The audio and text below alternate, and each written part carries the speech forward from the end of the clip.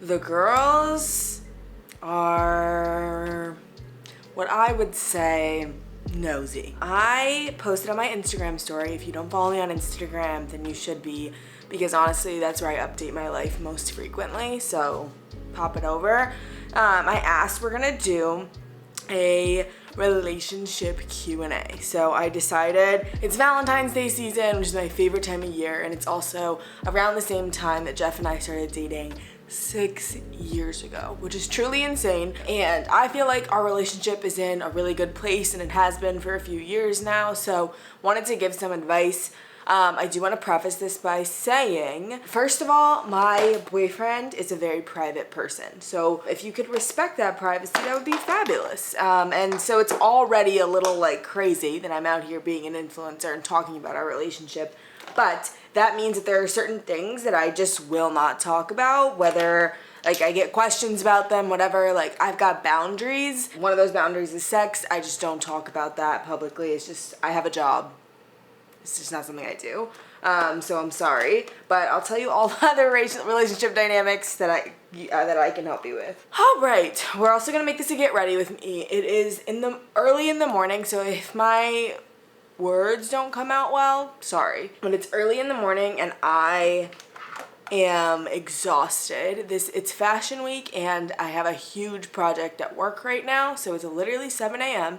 I'm going straight to the office after this. Gonna be at the office from 8 to 5 and then go to a fashion week event. So if you are new here, hi, I'm Alexis. I'm 24 and I live in Brooklyn. I work at YouTube Corporate, also a YouTuber, also a content creator on TikTok and Instagram, and I'm the host of the podcast Too Smart for This. So there's tons of content to binge if you like me. If you don't tell me that. All right, so hold on.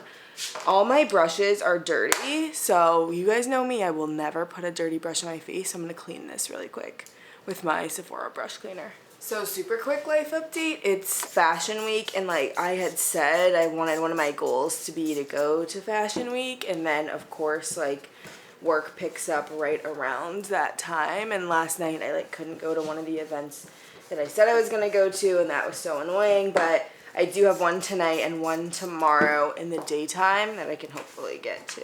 Okay, so let's get started with our first few questions. So first one is, how do you balance your relationship when there are other huge priorities like job and career?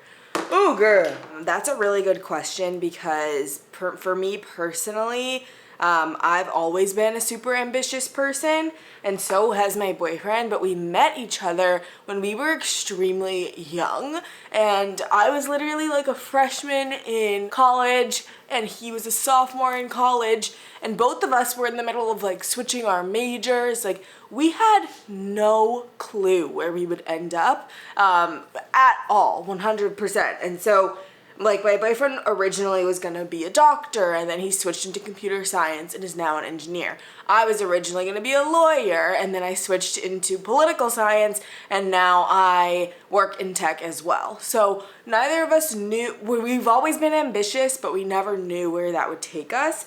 And so having that quality in a partner, if that's something you admire in a partner, you should know that like their career ambitions and their career interests are probably gonna shift at some point. So for us, I think that there's never really been anything where we have to balance like choosing one or the other, because we're pretty like, we both have the same priorities in our relationship. So I think there's just this like idea that we know we're always gonna be there for each other. I was gonna say ride or die, and that is so fucking cringe, ew. I think we just know that we're always going to be there for one another, so we don't really put pressure on one another to choose between career, and we would never ask the other one of us to do that. And I think that that's because we have a mutual like love and respect and understanding, because we're both ambitious people. So I think that's where it has to come down to. I think pretty much every relationship like situation comes down to respect or not respect. And like since we respect that, it can be difficult for sure when we're like, oh my god, like I don't want you to move across the country and go work at this place because I think it's going to be hard for our relationship. Yeah, that doesn't mean that I'm gonna say, like, you have to choose me or the relationship. So there's that. But if you're asking in the context of, like, we both have a lot of work on our plates, like, when do we get time to see each other? That is something that's, like, still being worked out for me, honestly. I feel like I'm really busy, my boyfriend's really busy, and especially when there's a time when he was working, like, all-nighters for his job, and I was like, I really cannot do this. Like, this is too much. It's gonna suck at some points, but I think there's a good caliber of, like, understanding what you need and what you don't need. And so what we would do is set, like, really clear expectations. In the beginning of our relationship, this was harder to do, but we would say, like, hey, I need 2 to 3 nights with you per week, or I need at least one date night where we leave the house a week. And when we set those expectations, it just made it a lot easier, because then you can't get mad at each other for, like, not doing something or not hanging out with you because you said you weren't going to, you know? How do you know if you should keep going once the spark fizzles? I don't think the spark has really fizzled in my relationship, so I can't give advice on that. I personally still, like, get butterflies every time my boyfriend texts me. And I think that when I no longer feel that way, that's probably when, like, my spark would fizzle. But I don't know. Oh, I'm good at butterflies now. Humiliating. But yeah, maybe I should go backwards and give you guys an idea. Someone said, how did you guys meet? So we met at a party in college. Extremely, like, basic situation. I was at this party. It was like an EDM, like, group, and I was like, what the hell is this? And there happened to be some other black people there, so naturally they weren't feeling it either, and they were like, who wants to go with us to our house and we'll have a party there? And it happened to be my boyfriend's house, and he was there studying for an organic chemistry exam, which he later dropped out of. And I tell everyone, it's kind of like love at first sight. Like, I literally was like, oh my god, he's gorgeous. And I went up to him and I told him I liked his hoodie, and the rest is history. And then we basically started dating a few months later in March. We went on a few dates, stuff like that. I couldn't tell if he liked me, so I was chasing this man. I was chasing him. Yes, I was, girl. I was chasing him. I could not tell if he liked me. I lost this flush. So I would, like, my roommate at the time was way closer with that group of friends, so I would, like, stalk them. I was never somebody who went to the library in college, or at least that freshman year, and I knew he went to the library, started going to the library, and then we found out we worked in the same building for our work-study jobs, so, like, we would sneak away at work and sit and talk to each other forever. Like, it was truly hilarious. And then I couldn't tell if he liked me until he decorated my room. He snuck into my room, because he's friends with my roommate, and left roses and decorated my room for Valentine's Day, and that's when we really started dating. So, oh my god, college. Anyway, okay, someone said, how to deal with body insecurity in a relationship. That's a real one, I gotta say. So body insecurity, I think, is something that most women deal with, whether they are the beauty standard or not, and I personally have dealt with it in my relationship, but the thing is, like, you can be insecure all you want, but the only thing I really think any of our partners care about is how confident we are. Truly, I think that's it. And so it's about finding ways for you to cultivate your own confidence, because I have moments where I'm like, there's no way that this man will ever love me. I'm so ugly and disgusting. And, like, that is never the case, because if he's dating you, he thinks you're beautiful, you know? Men don't really know what's going on, you know what I mean? So I think that, like, it's important for you to find a way to find confidence, and if that's rehauling your wardrobe or only wearing clothes that make you feel good. Like, I am someone who likes to like walk around naked or have a robe on. But when I'm not feeling good in my body, I'm like, let me find some new pajama sets so that I can at least feel confident and sexy when I'm around my partner, instead of being like talking to him about it. So I used to talk to him about it, but like now it's just like he doesn't understand. So that's just something I just don't talk about with, and try to be as confident personally as I can, and that's how I sort of get through it. But it's definitely hard, and it's definitely a huge insecurity a lot of women face. So I'm sorry if that answer is not particularly incredible. Okay, so our next question is how to navigate different routines when staying over or sleeping together. Such a good question. So Jeff and I have opposite body clocks. Like, I wake up early in the morning. I'm someone who is going to bed at 10 p.m., like winding down 8, 9, and he's someone who's like getting his first burst of energy around 8 or 9. So we are extremely different in that regard, and it's annoying and it's hard. But what we do is like we just find the hours where we overlap, and what I had to do, which is really hard, is that I actually had to allow myself to do my morning routine even though he was sleeping in that fucking bed and not moving, you know? Like, that was hard for me to decide to do, because I was like, oh my god, like, he's here, I want to spend time with him because we're working so much, like, let me just stay in bed and cuddle. He doesn't know I'm there cuddling with him. He's asleep. So like, at that point, it took a very long time, way longer than I'm proud of, and I only really started doing this recently.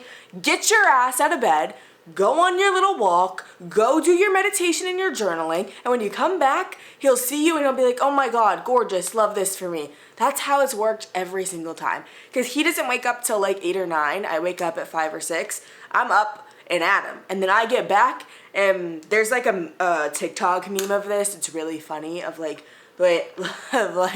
when you get back and you've already been up for 3 hours, and so you're like telling your partner everything while they're like literally half asleep. But yeah, Jeff in the morning I do not like that man. Like, he's so fucking grumpy. I like literally can't. He's also someone who wakes up and checks his phone for like an hour and then sits in my bed. Like, most of the time I actually literally leave for the office before he even leaves my apartment, because like we're so opposite on that. But we find ways to switch it up. So pretty much 3-4 nights a week we have dinner together, and he puts me to bed at 9:30, and then he sits up and does his shit, and that's how it works. And so I'm sure it'll evolve over time as like things change with us, but that's how we've made it work so far. Thoughts on living together before and after marriage? I definitely think that too many people move in with their partners too soon. Something I've just observed, and I just want to give you guys context for my personal like experience with relationships. I grew up in rural Missouri and then moved to St. Louis when I was 9. And so in Missouri, everyone who's my age, all of my cousins and stuff like that, are already married and have kids by now. And like, even some of my siblings have children, and I'm the oldest. So like, that's just the culture out there. And so I just want to be very clear with you that that is not my life, but I understand the pressure that gets put on you when, you know, you're thinking about moving in together or whatever. Because my mom is just about ready to burst because I'm not engaged, you know? But it's about deciding what works for you.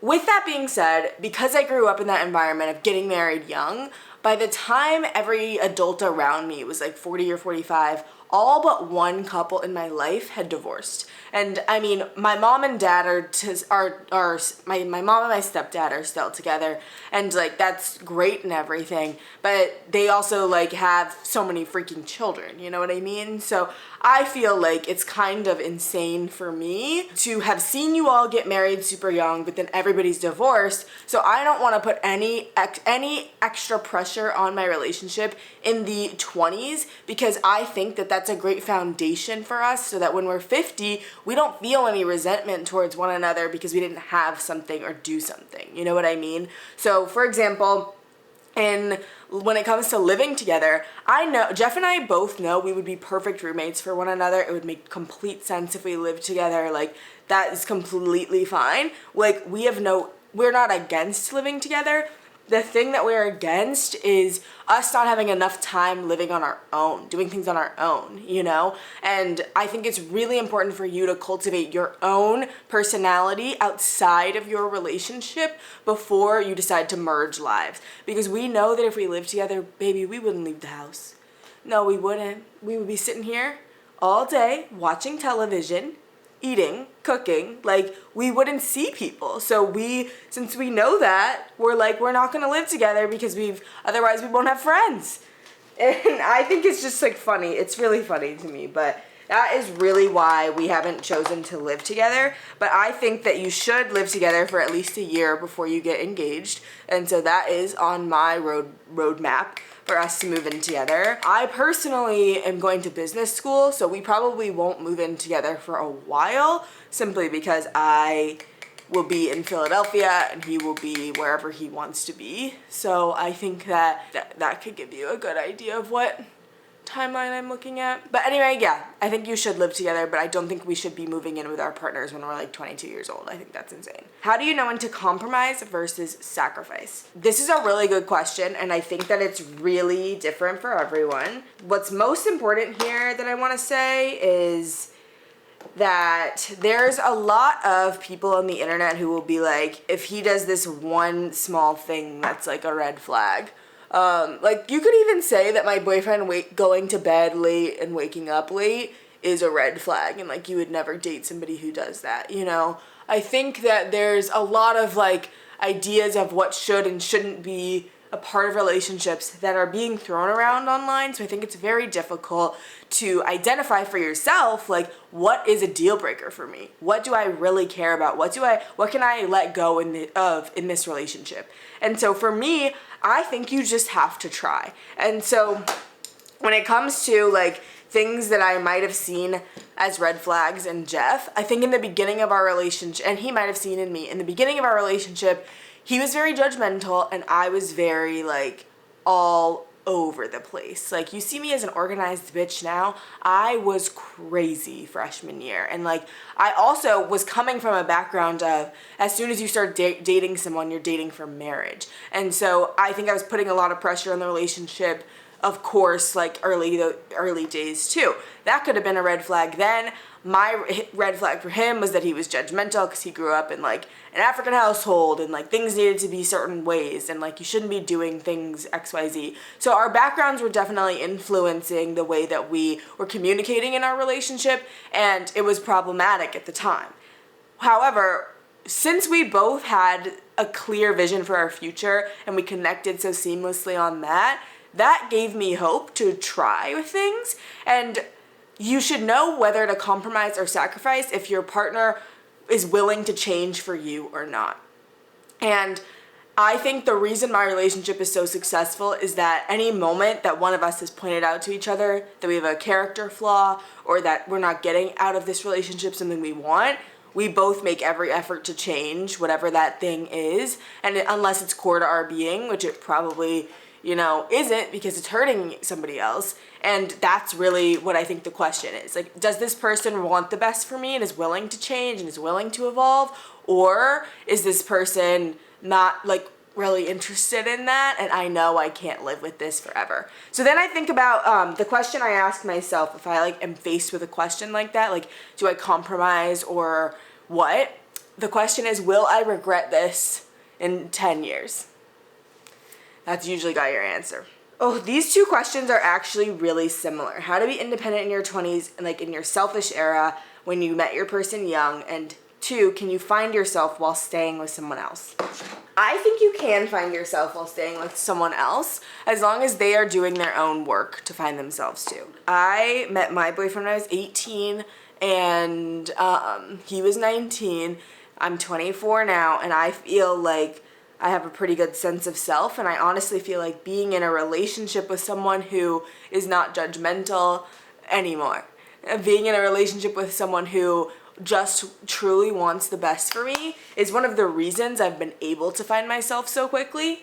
I also think that being in a relationship that like is very reliable and supportive and that I can trust all of the time allows me also to experience things in other ways, because I find that a lot of girls my age who are super ambitious aren't really, they like aren't thinking about their career because they're so focused on finding a man. And I honestly worry that like that could have been me too. Like I don't really know.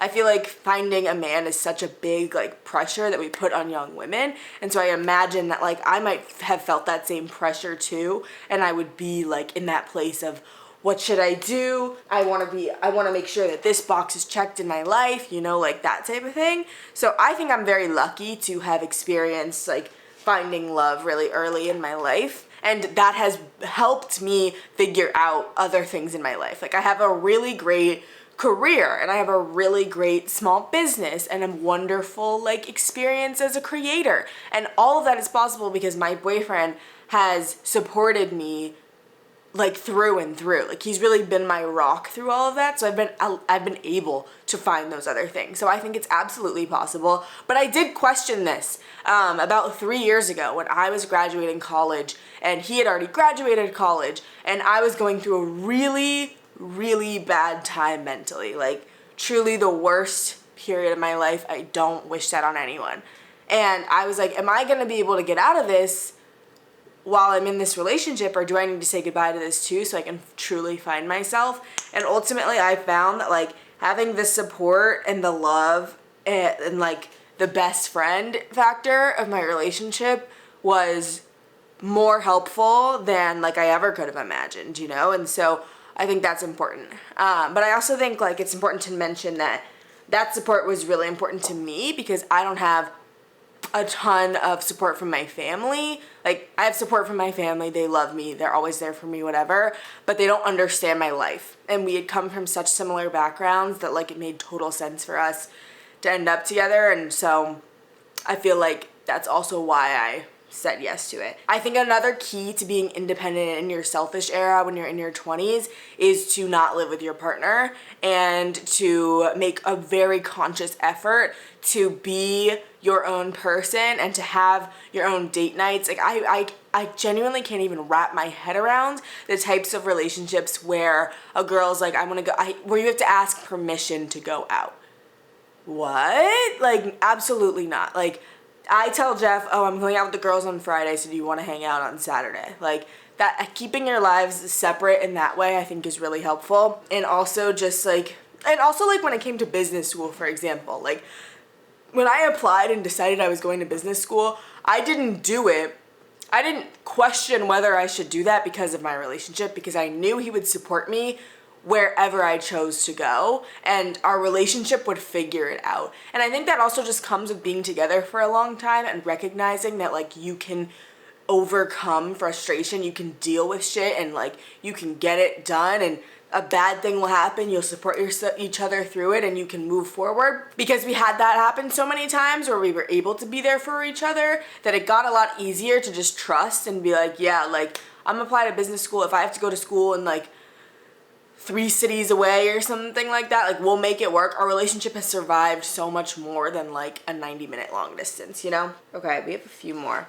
So I'm gonna sit down for these because my makeup's done. This is so much fun, guys. Okay. Do you both want marriage?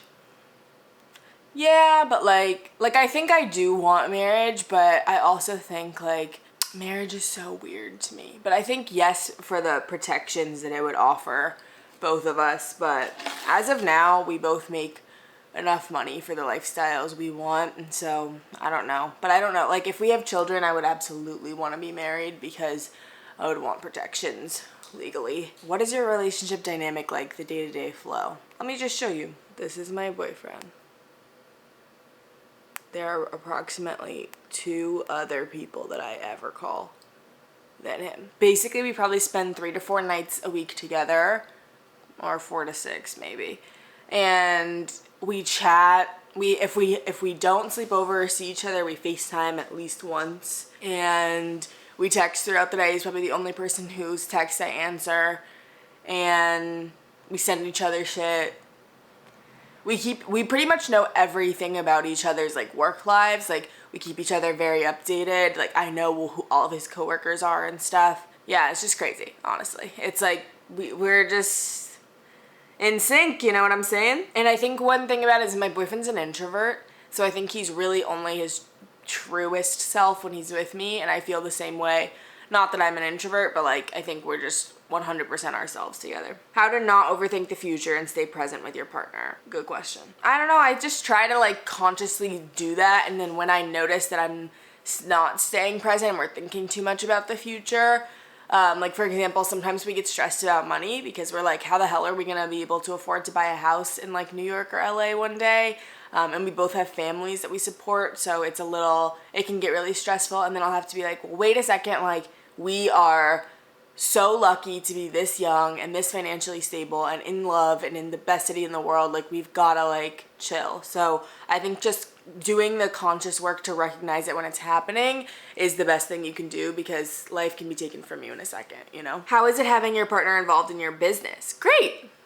I don't think I could do it without him. I know I couldn't do it without him. And also just the way he's been so supportive with the robes. 2collective.com if you want to shop has truly like blown me away and made our relationship a lot stronger. So I'm really happy about that. Best advice to support your significant other while supporting yourself. Independent goals / team goals. I think that I have to make a little bit of a more conscious effort to support my boyfriend because I'm so busy in my life. So I think that, for example, like I'm like, oh my god, let's do something for the robes this weekend. Can you help me shoot content this weekend? Or can you help me do this? And I have to take a step back and be like, wait a second, like, has Jeff had any time to himself in the last week? Like, let's make sure that he is like able to just vibe out and chill and that you're not asking him for too much, you know?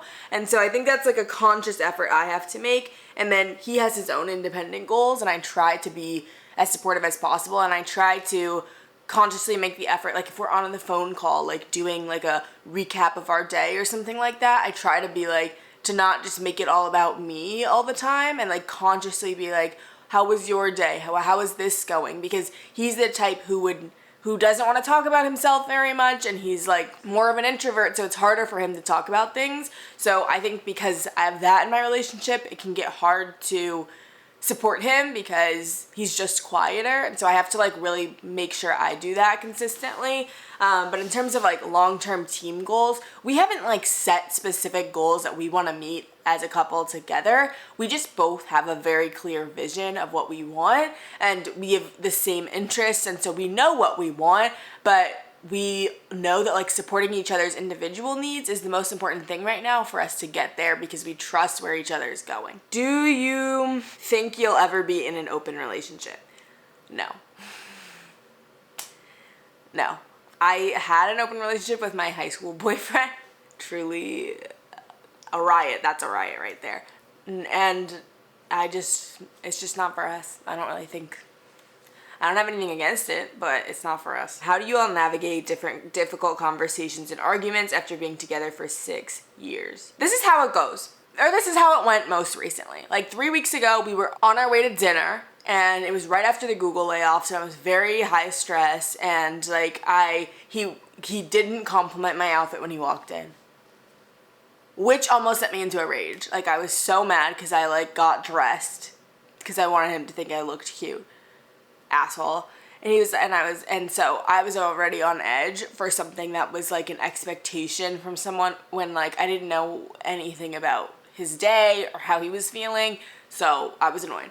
Then like I don't know what it was, but we were just butting heads on our walk to dinner. Like it was so annoying, and then 20 minutes into dinner we were laughing about it because we were like, why are we so tense, girl? Like, and yes, I don't even know what he had said that pissed me off, but in that moment, like, you think it's really gonna piss you off, you choose your battles. You're like, do I want to be mad tonight? No. Like, I know that he probably had good intentions.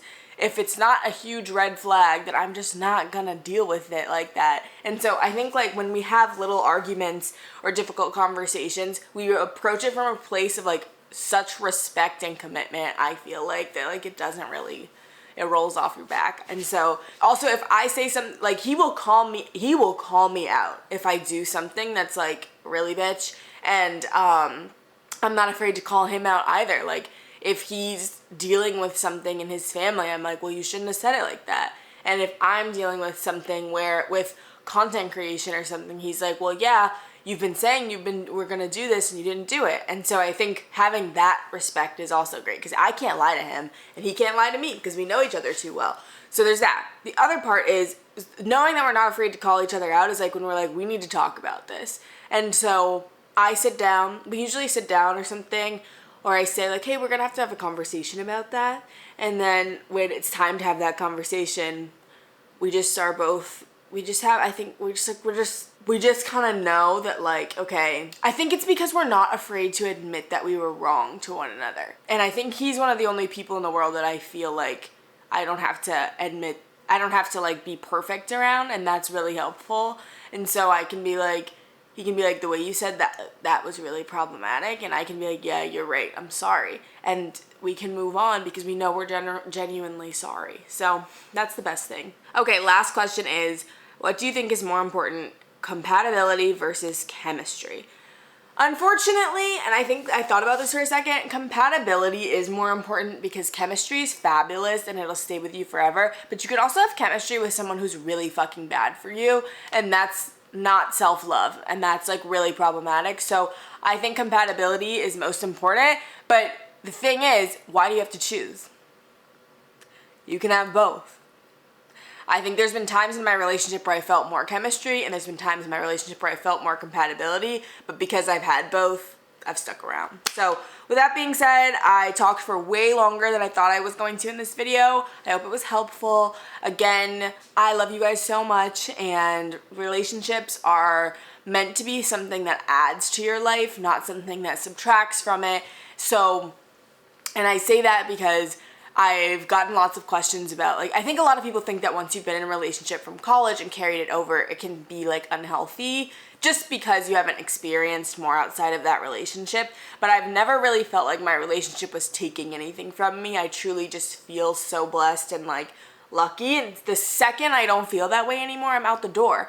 But the good thing is, I know that I will be fine on my own. And I want every woman to always hear this from me, is that yes, I'm on here talking to you guys about my relationship and it sounds like it's going really well, and it is going really well, but if for some reason one day that changes, I know that I'm gonna be fine because I have my own tools and my own life, my own friends, and my own career that have nothing to do with my partner. Yes, like, they're incredible that we get to share them together, but they're not intertwined like that. And I think that is a reason that I am so happy, is because I'm not expecting anything from him other than just love and support. So I want to leave you with that. If you like this video, don't forget to subscribe, comment down below, let me know what you think, and go check out my Instagram if that's really where all the tea is. So see you guys later, and don't forget, you are too smart to not love yourself.